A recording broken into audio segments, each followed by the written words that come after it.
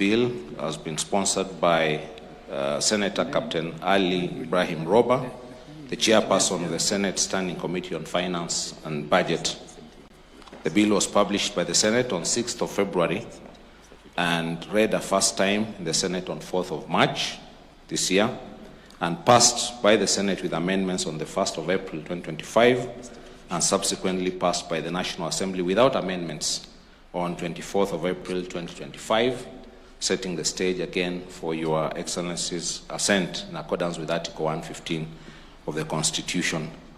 This bill sets out the categories of additional allocations to county governments.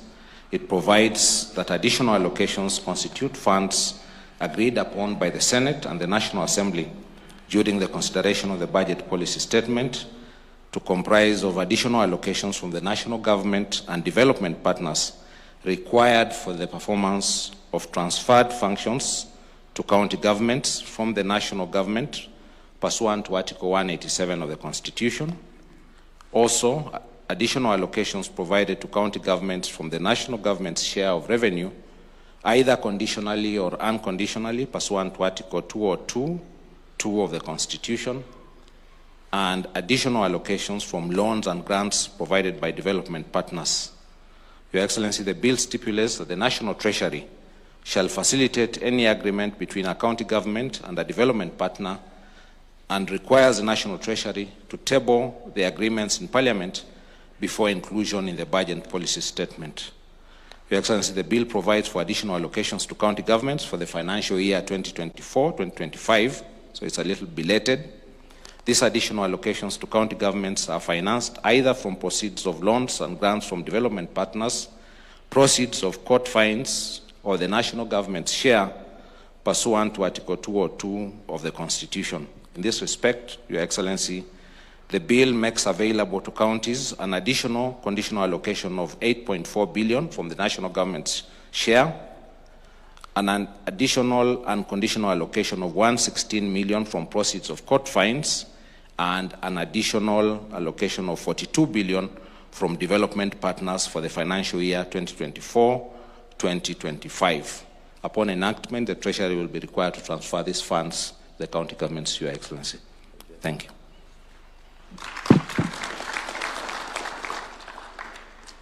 Sir, I request the honorable speakers and other state officials to retreat and take their seats, except the four students and Senator Asige.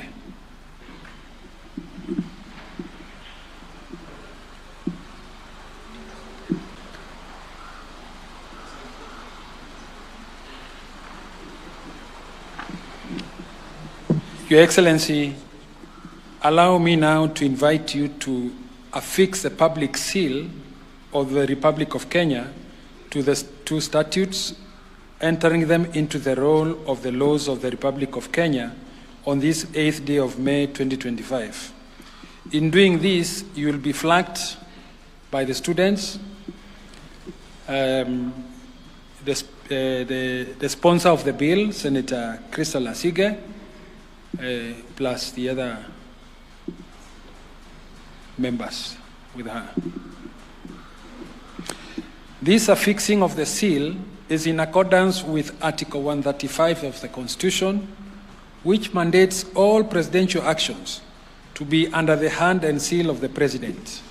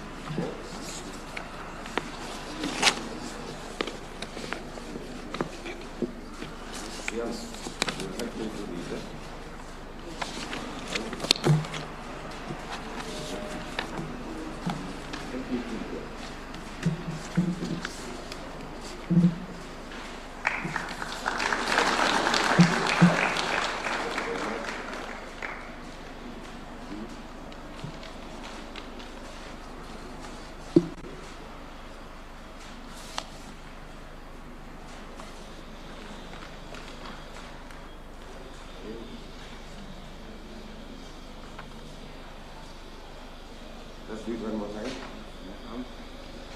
Very good.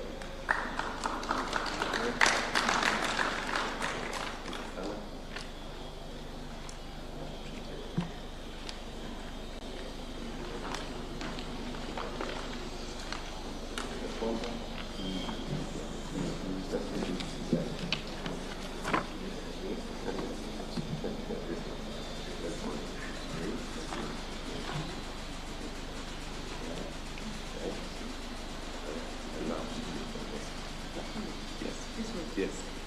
Yeah, yeah. Like that. Just do it one more time. Yeah. Very good.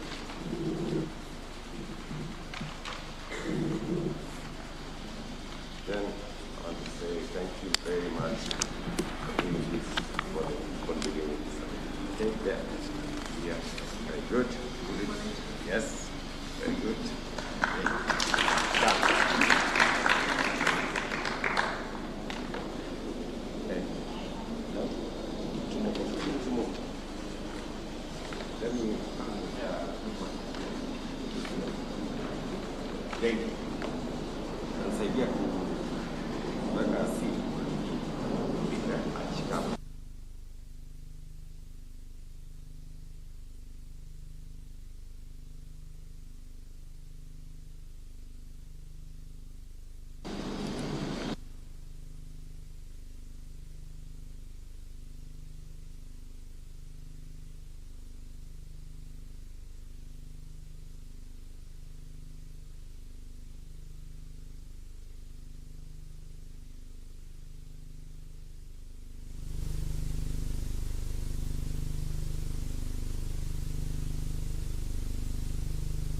Today's ceremony to a close, I respectfully request you to hand over a copy of the Act to the Solicitor General.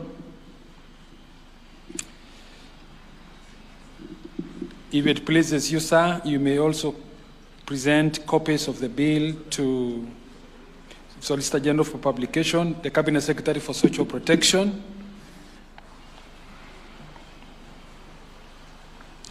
sir, as a symbolic gesture of legislative executive independence in the management of public affairs, Your Excellency may graciously present a ceremonial copy of the Act to the Speakers of the Senate and the National Assembly.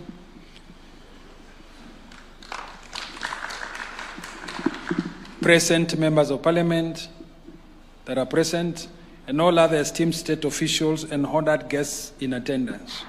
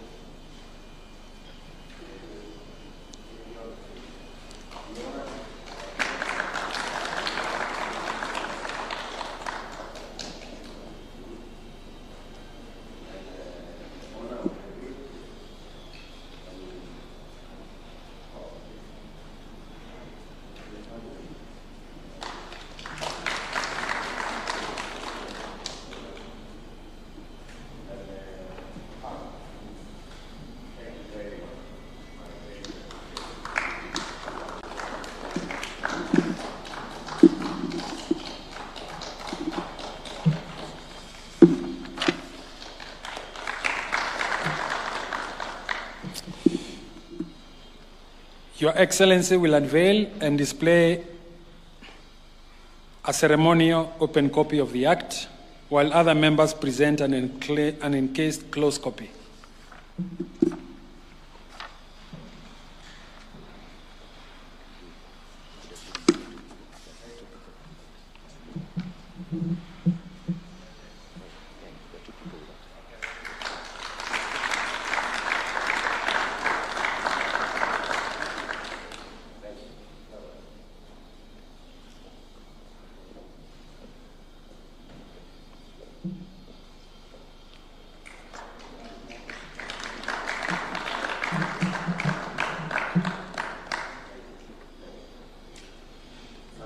Your Excellency, I will kindly ask all the members to retreat and take their seats.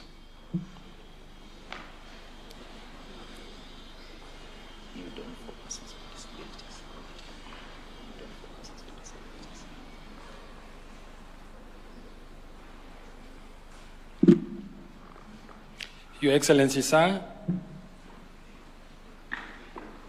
Your Excellency, sir, it is now my high privilege to invite you, sir, to address the nation in marking this, the dawn of the assenting of the two bills. Thank you, sir.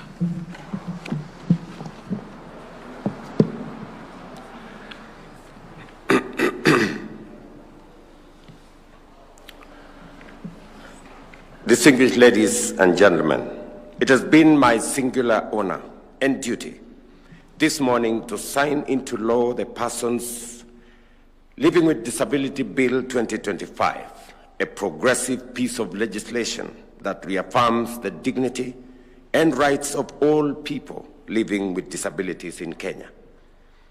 This community constitutes a significant segment of our population. According to the 2019 National Housing and Population Census, the number of individuals with disabilities above the age of 5 stood at just under 1 million, about 2% of our population, while globally, it is estimated that they represent 15% of the world's population. Although this group forms a critical part of every nation's demographic, they continue to face systemic barriers, including challenges in accessing education, healthcare, employment, and basic social services.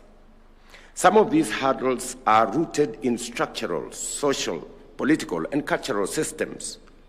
Others stem from institutional and attitudinal barriers that lead to exclusion and unequal access to opportunities. Assenting to the Persons with Disabilities Bill into law, it concludes the long journey of repealing the Persons with Disabilities Act number 14 of 2003 and marks the beginning of a vital progression towards promoting and safeguarding the rights of citizens living with disability. This law is both progressive in scope and progressive in vision. It affirms the rights of persons with disabilities to education, employment, healthcare, political participation, and access to buildings and built environments. It also mandates stronger enforcement mechanisms, clearer accountability, and enhances representation of persons with disabilities in both national and county governance structures. Beyond giving fuller expression to Article 54 of the Constitution, the highlights in the new framework includes a restructured National Council for Persons with Disability, devolution of functions related to persons with disabilities, recognition and support to caregivers, greater access to justice, and enhanced legal frameworks in respect of people living with disabilities, and robust economic safeguards. This includes exemptions and incentives for the benefits of persons living with disabilities to foster greater economic and financial resilience and to mitigate vulnerability.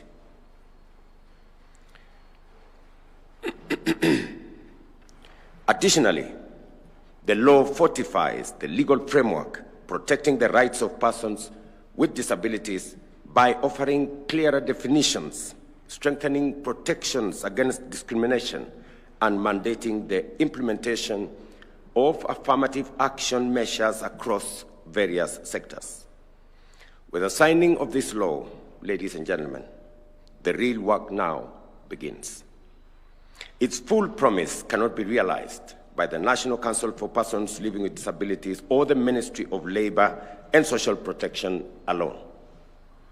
It will require collective action by all stakeholders, including national and county governments, legislators, civil society, the private sector, and all Kenyans of goodwill.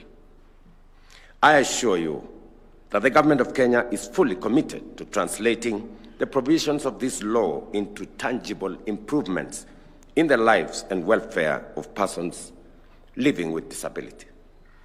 As part of our efforts to strengthen disability inclusion in the public sector, I direct the Public Service Performance Management Unit of the Public Service Commission to reinstate the disability mainstreaming performance indicators in performance contracting.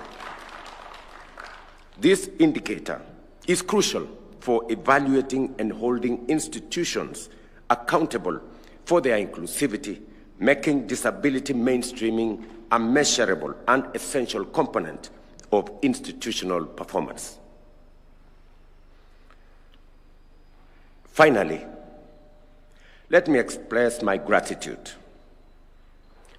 to the Honorable Senator Pamela Asigi. Crystal Asigi, and she's in our midst. Crystal Asigi, congratulations.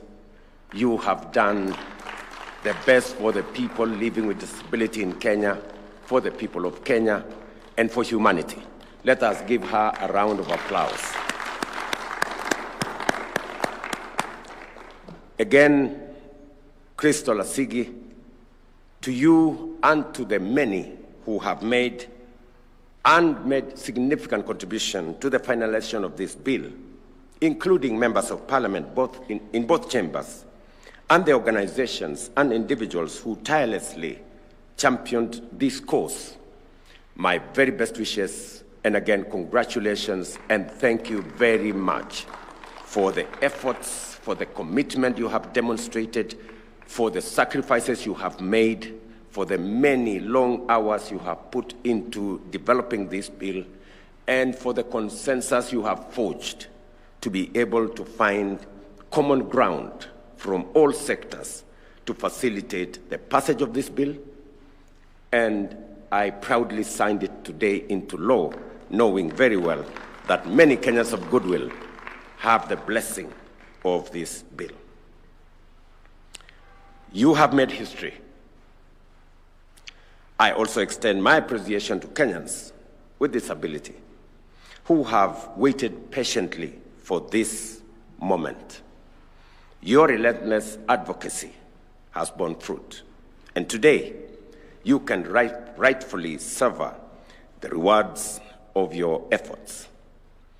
And from my desk, let me say to all the people, fellow citizens living with disability in Kenya, this framework provides a robust, inclusive framework that provides all the necessary incentives, necessary safeguards to make sure people living with disabilities live their full lives as the rest of society. And the ministry concerned, the Ministry of Labor, will take lead, while all of us, both national and county governments, will play our role, and all other institutions will take their place in making sure that we execute the provisions of this framework and make people living with disability in Kenya proud. Thank you very much. My very best wishes. Asanteni sana.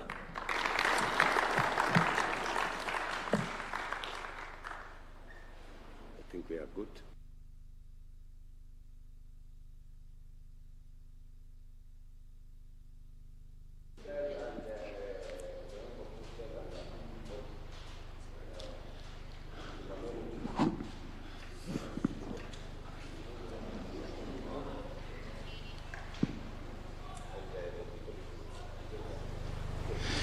Yeah.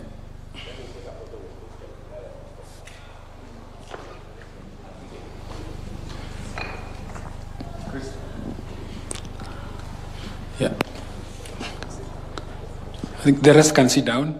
Christina.